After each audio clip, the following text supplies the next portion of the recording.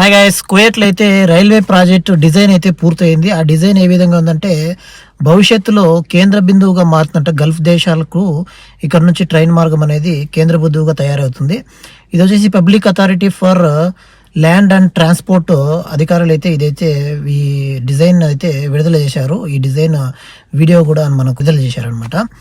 ఈ డిజైన్ ద్వారా మనము ఈ రైల్వే స్టేషన్ అనేది కువైట్లో వస్తుందనేది ఈ డిజైన్ అనేది రెడీ చేస్తున్నారు. రాబోయే కొద్ది సంవత్సరాలలో ఇది పూర్తయ్యే అంచెల్లో ఇదైతే ఉందన్నమాట.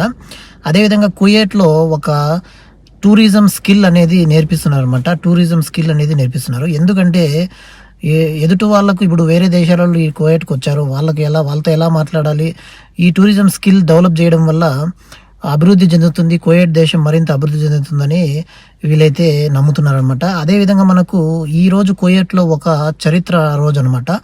చరిత్ర రోజు అంటే హిస్టరీలో ఒక గుర్తించదగిన రోజు. అదేంటంటే బెహ్రీన్ రాజు కువైట్కు 1949లో వచ్చినప్పుడు బ్రిటిష్ యుద్ధ విమానంలో కువైట్కి అయితే చేరుకున్నారనమాట. కువైట్కు చేరుకొని ఇక్కడ సిమెంట్ ఫ్యాక్టరీ అనేది ఒకటి కువైట్లో అప్పుడు ప్రారంభించారనమాట. అది కువైట్ దిశను మార్చే విధంగా అప్పట్లో అయితే ప్రారంభమైంది అని వీళ్ళు చెప్పుకుంటున్నారు.